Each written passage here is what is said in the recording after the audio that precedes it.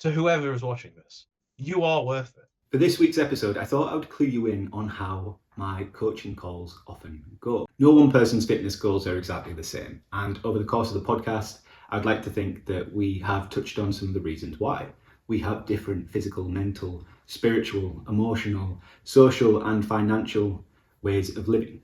And when we first started talking, I think I described 5 pillars of fitness, whereas as I've just laid out there, I'm happy to think of them in terms of 6. Because each one of those pillars is important. There is maybe equanimity in terms of trying to work on all the pillars, but I don't know one person who has all of them at the same level. And that's great. It means that we'll always have insights. We'll always have ways to think of what it means to be fit and well in the 21st century.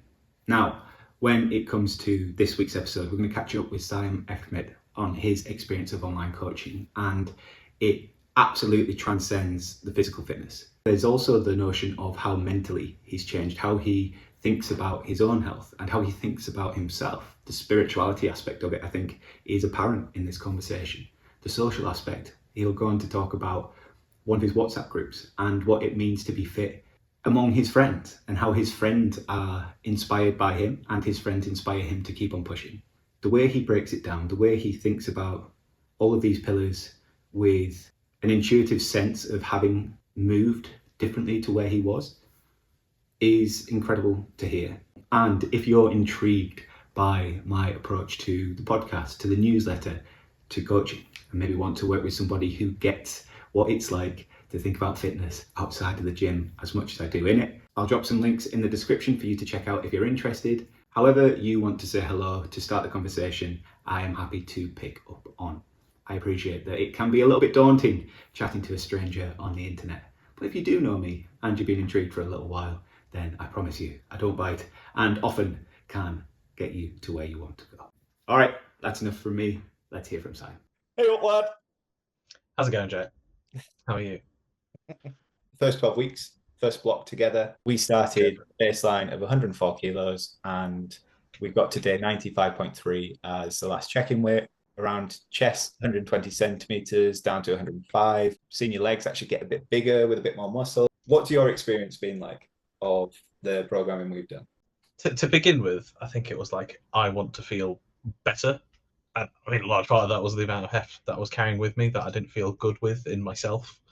And yeah, I always thought it was just about losing pounds. And if I ever went to the gym, that I'd have to either run on a treadmill, do couch 5K, or some form of cardio for hours and hours to do it.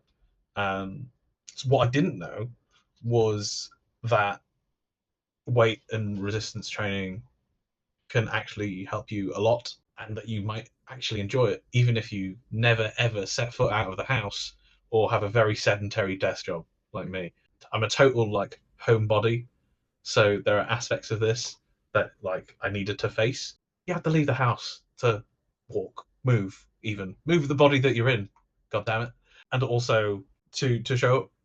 That's kind of the biggest thing, is you got to show up and you got to be consistent with it. And I think from where I started, I was quite motivated to do that. So I was quite lucky in the sense that, yeah, when I showed up, I did show up. And if I felt weird or if I felt like I needed a break, I think it was at the start of the second block that we had, I missed one session because I was just feeling funky or really tired or run down. You rest. It's not a big deal. At the end of the day, to me, it felt like doing all of this stuff has been engaging myself in a way that I felt like I hadn't, and I needed a bit of shepherding through that process. And the sheets, the workouts, the messages, the videos, the everything else that you do, even the jokes, it's all really helpful. And I don't think it's demystified a lot of what I thought, right? Which was I don't have to do endless amounts of running or cardio. I actually enjoy lifting weights, which is a mad thing to say. And I think the biggest one is the steps, because I always told myself reasons why I can't do something in my head. I would procrastinate to oblivion if I could. But certain things as you go along become non-negotiable, because you're I'm looking at this thing that you've made for me that I've paid for, and now it's up to me to do it. And if I don't do that, that's on no one else but me. And if you have like that sense of personal accountability, and if you like want to do that for yourself, because that's who it's for, then that's it. I feel really, really good at the end of this block, honestly. Through all the tiredness, through the dieting, which isn't you have to diet so hard you can't enjoy food, which is another thing that I have done in the past, which I did not enjoy, was really like cutting my diet down. Yes, I don't eat fried chicken constantly. That was also part of the problem. Um, so, so it's been good to find the balance. It's yin and yang, right? It's a bit of good and a little bit of evil mixed in it. I just didn't know what that meant until someone helped me. What would you say you didn't know you could know until you've done it? Like, what's something that you can pass on that you wouldn't have expected at the start? I think it would really have to be about the food. Yeah. Like you can make really nice food that is also healthy for you. It's more delicious than the takeaways that you make. I yesterday bought a bunch of chicken, whacked a bunch of Greek yogurt into it, loads of spices, oven time. I've now made tandoori chicken, and now I've got that for a week. Now I can just add it with rice and a bit of veg on the side, and then hey ho, Bob's your uncle. I'm not on my phone scrolling Uber Eats, right? Which is something that I used to do a lot, like spending a catastrophic amount of money on takeaways. Food has been the biggest rewiring out of all of this, if I'm being honest. Yes, turning up to the gym and doing all of these things are well and good, but you learn what your body responds to. And if you put things in it that you can't work with, then you'll feel it in the gym. You'll feel it when you try and train and try and push those extra reps. You won't have it come. And my energy levels and my mood and my stress, even through like I had a really stressful period of time at work during this block. And what I found was that I was going to this training, this dieting, as kind of like a repose from that. And that helped me a lot. Was I stressed? Yes. Did I still train? Yes. Did I feel extra good because I stuck to all those things? Super yes. It was a lot of fun to do, really. And that is something that I never expected to say, because I've had so many negative experiences in my life with attempting physical activity in any form. I've never been super into it. And now somehow I'm doing it. I'm seeing the results, and that feels really, really ace. We've discussed how the scales are a form of measurement, how the progress photos are a form of measurement. Do you feel that a sense of identity has shifted as well? Yeah, because I think I used to pigeonhole myself into thinking, I am this type of person, I don't do this. But I was just really digging a hole for myself. And it was like, I am this guy who, sedentary job, I work from home, I work with computers, I like playing games. I have no hobbies, literally no hobbies that revolve around going outside or moving, or like in significant ways. So yeah, it has. It really has. Because for a long time I thought that door was closed. And it's as much about confidence as well as all that other stuff. Like I had no confidence going to the gym for the first time. Or I didn't know what any of the things did. And breaking down those barriers and desensitizing yourself to those experiences, whether you're in the gym or the people you might encounter in the gym or whatever it might be that's you're scared of, you'll push through to the end and it'll become routine, as it has with me. Like I have like different playlists for different moods. I put my headphones in, go to the gym, do my stretches, off to the races. It's become like an hour and a bit maybe of me time that I've come to really appreciate. And that's something that I didn't have before. What would I have been doing otherwise? Probably farting around on the internet looking at memes. But what is it for you that gets you out when you feel that you don't want to? So, like, the main thing that really drives me is that everything is a project, whether you have successes or failures or anything else. And, like, life is too. So, when I started on this, like, 3 months feels like a super long time, but it's really not. And I feel like even after this 12 weeks, I'm only really just taking that first step into something bigger. And as for how and why I show up, it's because I want to respect myself, and respecting yourself involves convincing yourself you're worth it, because I am, you are, everyone else is, and that's really it. Like I'm worth this effort, and that's why I'm going to go in. It's good to be reminded of it, isn't it? And I think to feel it, it's not just an affirmation, it's a mantra. It's a belief that comes with repetition of doing the things to provide the evidence of the thing, if that makes sense.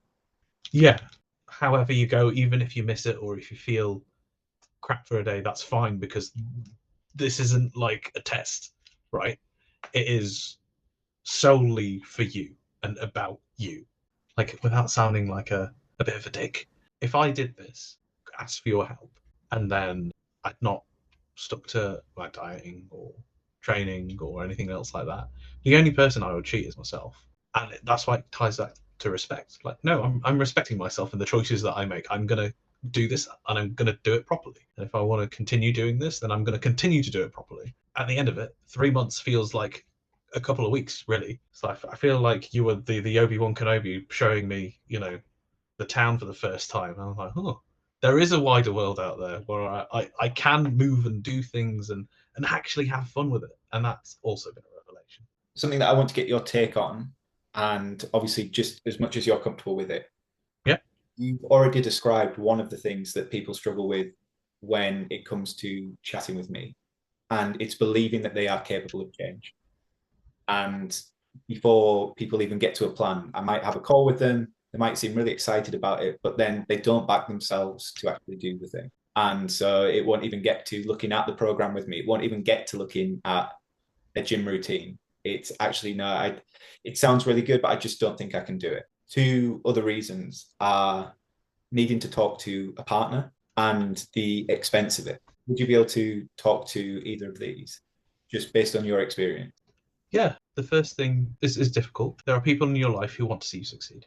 And my partner has certain health conditions that make specific body stuff really difficult for her, and which might be triggering to this or that or the other. But it's foundationally changing the way you think about your body. And again, it goes back down to respect. When I told her, hey, I want to do this thing, it might be a bit tough to see me do this, but it's for the best for me, and you have to trust me on that. And it all comes down to communication. Like, we didn't have a weighing scale in the house for over 10 years. I hadn't weighed myself in over a decade before I started this, but my partner trusted me enough to be like, yes, you can bring it in and do it for yourself. Because at the end of the day, if this person wants to support you through life, through whatever you're doing, they'll be there for you. It'll be all right, and it won't impact them too much. As for meals, I'm cooking more, which is great for them because they don't have to think about what to eat all the time. And it's become positive for both of us, which is, I'm really happy to say that, because when we started this, we had a couple of tough conversations about it, and that included the cost. I'm not making millions of pounds, right? Neither is my partner. When I told her that I was talking to you about looking at doing a program and this was the cost, they were like, okay, this is tough, but we can work it out. And we did. And now I'm signing up for a second block. It comes down to, one, having the financial privilege to be able to do something like this in the first place, because not everyone does. And two, being open and communicative with the person who you share your finances with, if you do. Because this is a health-related thing, we use some of our savings for this. And I would pay double, triple for the same experience that I've had over the last 12 weeks, because I've been rewired, and I didn't think I could. All the things that I thought were true, like absolutes, like I don't go out of the house very much, I don't like walking, I don't like doing this, I can never go into a gym, I've had really bad experiences with moving, they've all changed. And that's a really powerful thing, because now I feel more confident in myself, more confident in my body, and more confident that I can actually go around and do things and protect my health, because that's what it comes down to. And I don't think you can put a price on health. So if you have the ability to, or you can open the conversation toward, I'm going to dedicate this amount of cash to my health, and I'm going to save up, and then I'm going to do it. That's also like a valid path. I won't pretend and say it's super easy to do that, but it's priceless. You only get one body, you only get one life, and I neglected my body for a long time, and I wish I had done something like this a lot sooner. Each episode of F&T takes about 10 hours to put together from start to finish. So if you could give me a second, maybe 2 seconds of your time to drop a like, subscribe, follow, and maybe even 5 seconds to leave a nice comment or a 5-star review, that would be incredible. I hope you enjoy the rest of the episode, and I'll see you in about 3 seconds. Like, everyone has their own situation, right? Their own reasons for trying to do what they want to do, or a certain degree of self-esteem or self-worth in their head. And I don't think that a lot of people, especially men, have kind of that inner self or inner ego, or understand that, like, you deserve to be here actively, to be living in this world. I've had, personally had, a lot of difficult challenges building my emotional resilience up, so I can speak about my emotions quite openly, but not a lot of men do. And I think that to accept that you are allowed something, for example, hey, I am allowed to do this for myself and for no one else, that's a big thing. Or, hey, I'm allowed to feel better and be proud of feeling better, that's another thing, right? And it all tots up to kind of self-esteem and confidence and ongoing confidence. And I had a big work project going on that was really, really tough. And I need to be obsessed with something to get really into it. And I think one of the first messages I sent you was like, if I can turn this into an obsession, we'll be good. We'll be fine. And what I found was, a really rewarding experience that builds your self-esteem, that builds your sense of self-worth. It can challenge your own preconceived notions of who you thought you were and what you were able to do. And part of that is because if you try something and you're bad at it, that's kind of the point. You won't become, Arnie in a week if you go on like a strength training plan. Like, this takes time and diligence and understanding yourself and being in tune with not only your body but also your mind.